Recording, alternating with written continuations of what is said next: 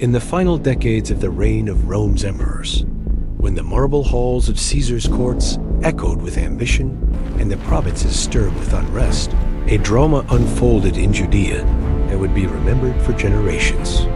It centered around a single man, Herod Agrippa, grandson of Herod the Great, who had climbed from the shadows of death, exile, and disgrace to become king over a land filled with tension, prophecy, and faith he never fully understood. His rise was unlikely. His fall would be unforgettable. To understand Herod Agrippa, one must picture him as a boy raised in the dangerous world of politics, where loyalty shifted like desert sand and trust was a rare luxury. He grew up within the imperial circles of Rome, surrounded by nobility, wealthy patrons, and powerful figures who shaped his thinking. He loved the elegance of Roman feasts, the debates in the Senate halls, the glittering chariots racing through the Circus Maximus. He was Ramong in education, Ramong in ambition, and Ramong in pride. Yet his blood tied him to Judea, and the memory of his grandfather Herod the Great loomed like a dark, magnificent shadow over his destiny. As a young man, Agrippa lived recklessly lavish spending, public feasts, extravagant gestures, and soon found himself drowning in debt. Rome discarded men like him easily. But Agrippa possessed something many lacked: charm, quick wit, and the ability to win favor with the right people. He befriended Caligula long before he was emperor, and when Caligula finally ascended the throne, Agrippa's fortunes rose like a phoenix. Land, titles, authority, everything he once lost was restored. And when Claudius followed, the pattern continued. Step by step, favor by favor, Herod was elevated until he became king over all Judea, a role that filled him with pride. By the time he returned to Jerusalem, the people welcomed him with cautious respect. He walked through the city with regal confidence, wearing robes woven with threads of deep purple and gold. Priests bowed, elders nodded approvingly, and soldiers stood tall at his passing. He was no longer the reckless youth of Rome. He was king, a king eager to prove himself, a king determined to secure the loyalty and admiration of the Jewish people.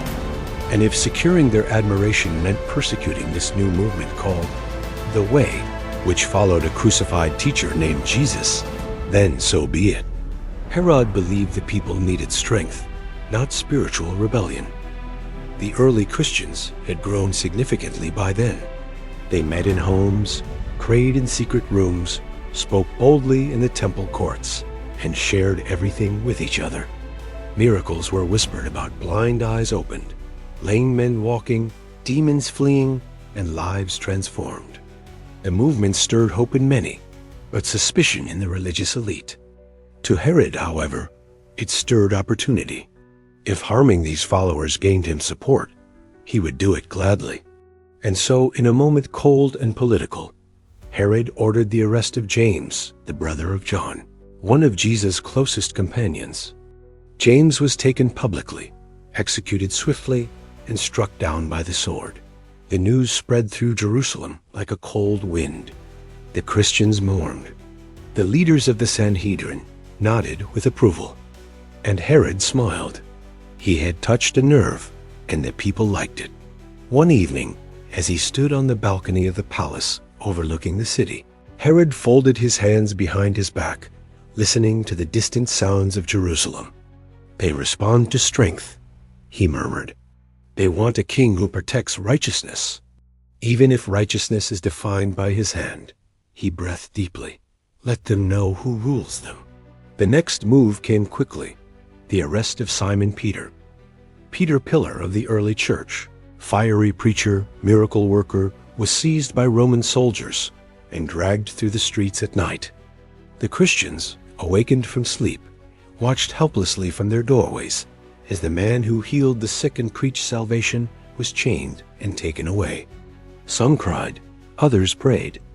Peter, though weary, whispered under his breath, "Lord, strengthen your servant.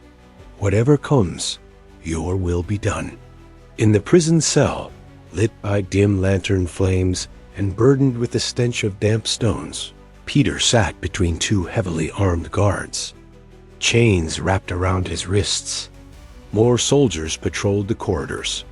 Herod wanted no escape, no miracles, no surprises. "This one dies after Passover," he ordered. "And the people will see that I tolerate no rebellion, spiritual or otherwise." But heaven watched. And heaven had other plans. As the believers prayed through the night in homes across Jerusalem, something stirred in the invisible world. Angels moved with purpose. Light grew where darkness sought to triumph. And in the silent hour just before dawn, a radiant presence entered Peter's cell. A soft wind, though the air was still. A shifting glow, though the lanterns flickered not. A figure bright, powerful, yet gentle stood beside the chained apostle. Peter squinted, shielding his eyes. "Am I dreaming?" The angel spoke with a voice both calm and commanding. "Rise quickly." At that instant, the chains fell from Peter's wrists, clattering onto the stone floor with echoing force. The guards remained motionless, asleep under the weight of a divine slumber. Peter stood shakily. "What is this?" "Wrap your cloak around you," the angel said, turning toward the doorway, "and follow me." The gates opened on their own as the angel walked ahead. Torches flickered. The guards did not stir. Peter followed until they stepped out into the cool night air beyond the final gate of the fortress. Only then did the angel fade into the darkness. Peter blinked as the city stretched before him, silent and still. "Now I know without doubt," he whispered, "that the Lord has sent his angel and rescued me from Herod's hand." By morning, the city erupted with confusion. Soldiers swore they had stayed awake. Others insisted they heard nothing. The chains remained, the doors still locked, and yet the prisoner was gone. Herod's fury knew no bounds. "Find him," he roared. "Search every home, every alley, every field, every rooftop." Someone helped him find them too, but Peter was already far away, sheltered by believers, and Herod's power was slipping through his grasp like sand. Pride wounded him deeply, and when pride is wounded, it grows bitter, resentful, desperate to restore itself. As Herod brooded, the festival at Caesarea approached a grand affair where dignitaries, governors, and ambassadors gathered in lavish celebration. It was the perfect opportunity for Herod to reassert his glory. He would stand before the nations, shining brighter than ever, proving to all that he alone deserved honor. The palace in Caesarea was adorned with marble columns and vast courtyards. Seasonal breezes swept through the hallways. Golden banners fluttered in the wind. Craftsmen prepared the king's silver robe woven with reflective threads so fine that the garment would glitter like liquid light under the sun. It was designed not merely to impress, it was meant to overwhelm. The morning of the festival arrived. Thousands filled the massive amphitheater. Merchants, nobles, soldiers, and citizens from distant lands. As the sun rose above the eastern horizon, a hush fell over the crowd. Horns sounded, drums rolled, and Herod Agrippa stepped into the sunlight. Gasps filled the air. The king seemed to glow his silver robe, catching the sun in dazzling brilliance. Light danced across the walls, shimmering like lightning frozen in time. Some shielded their eyes. Others fell to their knees in awe. Herod stood tall, drinking in the reverence. He lifted his arms slowly, feeling the warmth of worship wash over him like a tide. A man near the front cried out, "The voice of a god, not a man." Others joined him. "A god walks among us." Divine Herod, blessed Herod. Herod's heart swelled. His lips curved into a proud smile. He did not rebuke them. He did not correct them. He accepted their worship like a thirsty man drinking deeply from a fountain of glory. But in the unseen realm, the air trembled. For on that day, heaven passed judgment. High above the amphitheater, unseen by mortal eyes, angels watched with sorrow. One turned to another. "He exalts himself," the angel murmured. "He receives the glory due only to the Most High." And from the throne of heaven, authority was given. The angel descended. A whisper of wind swept through the amphitheater. Herod felt something cold pass through him, like a shadow slipping beneath his ribs. His smile faltered. His breath caught. A sudden pain, sharp, twisting, unbearable, ignited in his stomach. Herod staggered. His hand flew to his abdomen. His vision blurred. What is this?" he gasped. Servants rushed toward him, but the crowd still cheered, unaware that the king before them had been struck by a divine hand. Herod fell to his knees, the silver robe pooling around him like molten metal, his face contorted with agony. A servant whispered urgently, "My king, what is happening?" Herod could not respond. The pain ripped through him again, stronger, deeper.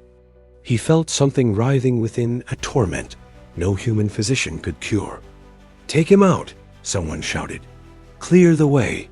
Herod was carried from the amphitheater, trembling violently. His silver robe no longer shimmered, clung to him like a shroud. Back in his chambers, the agony intensified. He writhed on the bed, gripping the sheets, gasping for breath. "Find the physicians," the attendants yelled. "Bring herbs, oils, anything." But when the physicians examined him, they stepped back in horror. "This is not natural," one whispered. "This is judgment." Herod overheard and glared at him, eyes filled with desperation. "Save me," he gasped. "You must save me." But the physician shook his head slowly. "No man can save you from this, my king." Herod screamed a raw animal cry that echoed through the halls of the palace. 5 days passed. 5 days of unrelenting agony. 5 days of fear, of regret, of torment that felt like fire crawling through his body. He cried out to the gods of Rome. He whispered pleas to the God of Israel. He begged, he cursed, he wept. But heaven had already spoken. On the 5th day, as the sun dipped into the sea and the light faded from the sky, Herod's breaths grew shallow. His thoughts drifted to Rome, to Caligula, to the halls where he once felt invincible. They drifted to Jerusalem, to the temple courts where he strutted with pride. They drifted to the amphitheater, where he accepted worship like a golden idol. "I am no god," he whispered painfully. His eyes dimmed, his body stilled, and the king who shone like the sun died in darkness. But the story did not end with his death, because even as Herod's body grew cold, the message he sought to silence rose with power. The followers of Jesus continued preaching, praying, and proclaiming the resurrection. Homes filled with worship, streets filled with testimonies, hearts open to hope. Kingdoms fall, but God's word endures. And in the wake of Herod's fall, the gospel spread more boldly than ever, reaching the poor and the wealthy, the farmer and the scholar, the slave and the free. The early Christians spoke softly, but with unshakable conviction. Herod fell, but the kingdom of God stands forever. And with every passing day, the truth they proclaimed reached farther across the earth. The angel who struck Herod returned to the heavens, mission complete. And a whisper passed among the hosts. "Let all the world know. Pride is a throne that collapses beneath the weight of its own glory. But those who give honor to God will stand forever." And so, the fall of Herod remains a warning, carved into history, etched not merely on scrolls, but into the conscience of humanity. A warning that no man, no matter how powerful, can claim the glory that belongs to God. A reminder that kingdoms built on pride crumble, but those built on truth endure. A testimony that heaven watches the affairs of men and acts in its own perfect time. For Herod Agrippa, the man clothed in silver, pride became the sword that pierced him, and the glory he sought became the fire that consumed him. But the word he tried to chain became the force that broke chains around the world. And even now, centuries later, the message still echoes. God opposes the proud, but gives grace to the humble.